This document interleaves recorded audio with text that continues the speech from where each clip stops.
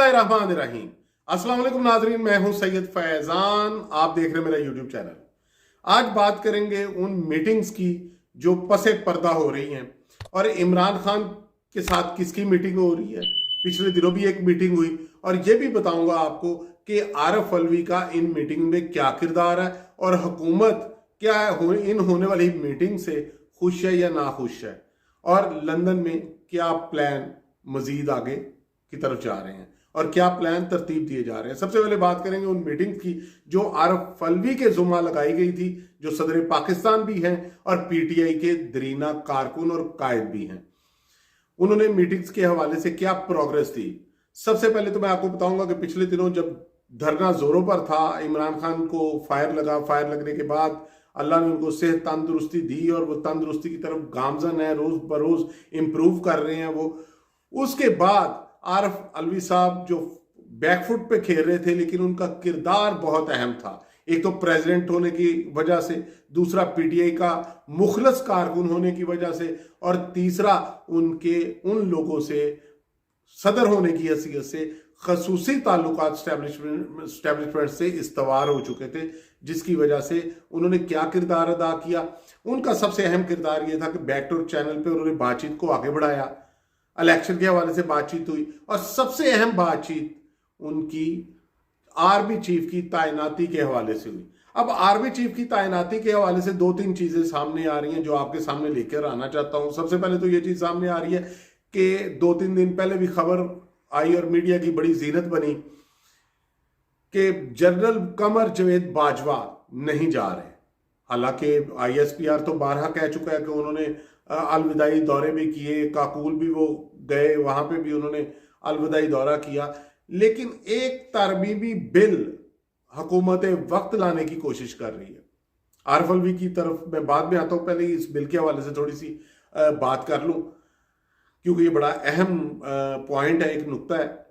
हुकूमत एक तरमीमी बिल लेके आ रही है। वो बिल में ये है कि अगर वो बिल कौमी असम्बली से और सेनेट से पास करवा लिया जाता है तो फिर एक छोटी सी शिक है, उस शिक के तहत फौरी तौर पर शहबाज शरीफ साहब जो हैं वो आर्मी चीफ कमर जवेद बाजवा की तैनाती को एक्सटेंड कर सकते हैं, फिर उनको कोई मुश्किल पेश नहीं आएगी। ये बिल क्यों लाया जा रहा है जबकि आर्मी चीफ तो कह चुके हैं कि मैं जा रहा हूं और अलविदाई मुलाकातें भी शुरू हो गई और अभी तक। लेकिन इसमें एक खबर यह भी है कि अभी तक कोई नाम, ये बड़े लोगों ने कहा जी कि 5 नाम भेज दिए, 6 नाम भेज दिए, फिर एंड पे बात आई कि 2 नाम भेजे जा चुके हैं आर्मी स्टैब्लिशमेंट की तरफ से आर्मी चीफ के लिए, वजीर आजम को, सदर पाकिस्तान को, लेकिन अभी तक कोई नाम नहीं भेजा गया। ये मुसद्दका खबर है, अभी तक जो जराए ने बताई है, अभी तक कोई नाम नहीं भेजा गया। तो दिन तो पीछे थोड़े से रह गए हैं, क्या कुछ और सोचा जा रहा है? ये सोचने वाली बात है। अगर कुछ और सोचा जा रहा है तो किस किस के दिल पे, किस किस को अपने दिल पे पत्थर रखना पड़ेगा। उनमें क्या पीटीआई भी है जिसको अपने दिल पे पत्थर रखना पड़ेगा, लेकिन पीटीआई को अपने दिल पे पत्थर नहीं रखना पड़ेगा क्योंकि पीटीआई इमरान खान साहब कह चुके हैं कि जो भी नया आर्मी चीफ होगा हम उसके साथ काम करने के लिए तैयार है और खुश दिली से काम करेंगे। और ना सिर्फ खुश दिली से काम करेंगे बल्कि जो भी नया आर्मी चीफ आएगा वो सीनियरिटी बेस पे लगाया जाए, हमें कोई एतराज किसी किस्म का नहीं होगा। लेकिन इसके अलावा इमरान खान साहब ने एक और बात कही थी। उन्होंने कहा था कि जो बैकडोर चैनल पे बात हुई है, ये मैं उसकी बात कर रहा हूँ, वो नहीं जो मीडिया की जीनत बनी, वो बात है जो बैकडोर चैनल पे हुई है। ये बात ये हुई थी कि अगर आर्मी चीफ कमर जवेद बाजवा एक्सटेंशन लेना चाहते हैं तो हम उसके लिए भी तैयार हैं। जनरल कमर जवेद बाजवा की एक्सटेंशन लेने पर हमें कोई एतराज नहीं होगा। हमारा सिर्फ एक ही मुद्दा है और वो है जल्दी election, fill for election without any selection, only election. ये चाहती है पीटीआई और इमरान खान साहब ये चाहते हैं। लेकिन अब ये है कि लॉन्ग मार्च जो है वो भी जोरों शोर से जारी है और जब जैसे ये पिंडी जाएंगे इमरान खान साहब भी वहां पहुंच जाएंगे। पीडीआई की जमातें इस वक्त बड़ी परेशान है।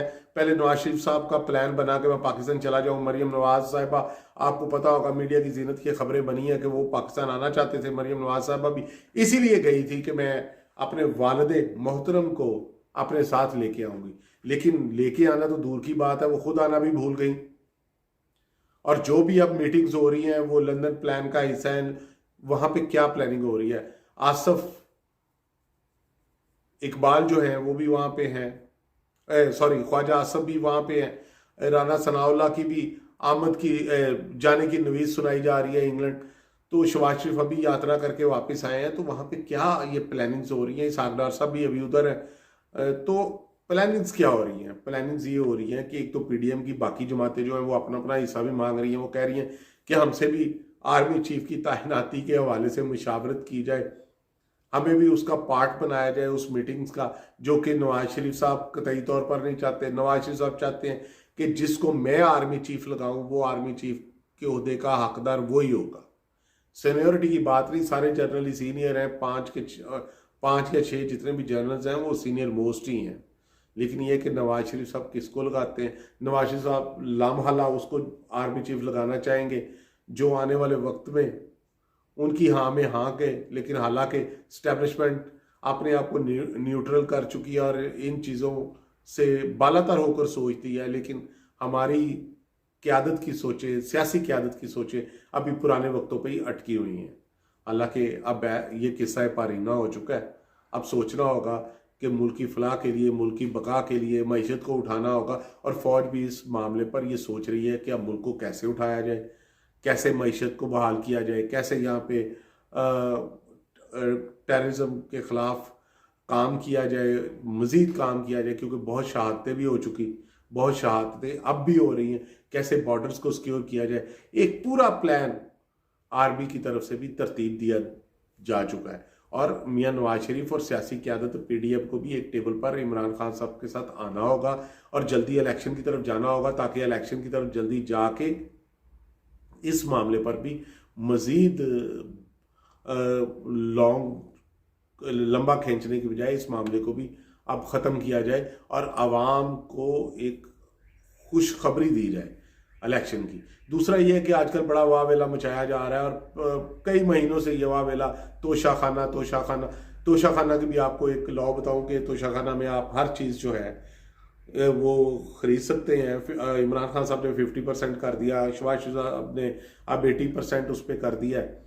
उससे पहले ये 20% की कीमत दे के कोई भी पॉलिटिशियन जो है जिसको ये गिफ्ट मिला हो वो परचेज कर सकता था कोई भी चीज़, लेकिन उसमें गाड़ियां परचेज नहीं कर सकते थे और दूसरा अंटीक परचेज नहीं कर सकते। ये 2 चीज़ों पे मानत थी। और ऐसी चीज़ जो आप डिस्प्ले कर सकते हैं उसको आप नहीं कर सकते थे। लेकिन ये है कि अब ये हुआ कि घड़ी का बड़ा जोर और उमर फारूक का किस्सा भी अब मंजर आम पर आ गया। 1-2 टीवी चैनल्स ने भी इसको बड़ी हवा दी, लेकिन वो हवा उनकी अपनी निकल गई, क्योंकि इसको हवा देने से निकला कुछ नहीं। खान साहब ने जुर्म क्या किया भाई? 50% दे के उन्होंने वो घड़ी परचेज की है, घड़ी उन्होंने बेच दी है। घड़ी बेच के उन्होंने बनी गाला की जो पब्लिक रोड है उसको उन्होंने तमीर कर दिया। उन्होंने गवर्नमेंट का पैसा भी रोड पे नहीं लगाया। तो वो जो घड़ी का पैसा है अगर रोड पे लग गया, अपने पेटों में नहीं किया, या वो लंदन में फिर फ्लैट की जीनत नहीं बना, तो इस पर क्या मजायका? आपने एक घड़ी का तो शोर मचा दिया। तो जो BMW आप गिफ्ट देते रहे और जो गाड़ियां 3-3 लेक्सिस गाड़ियां और लैंड क्रूजर्स बुलेट प्रूफ आप तोशाखाना से मनपसंद यूसुफ रजा गिलानी के दौर में, आसफ ज़रदारी की बात कर रहा हूँ, लेते रहे, उसको पूछने वाला कोई नहीं है। घड़ी की कीमत बहुत होगी और 3-3 गाड़ियों की कीमत कोई नहीं है। देखते रहिए मेरा वीलॉग। बहुत शुक्रिया। आने वाले वक्त में मजीद खबरें आपको देंगे इंशाल्लाह। अल्लाह हाफिज़, इजाज़त दीजिए।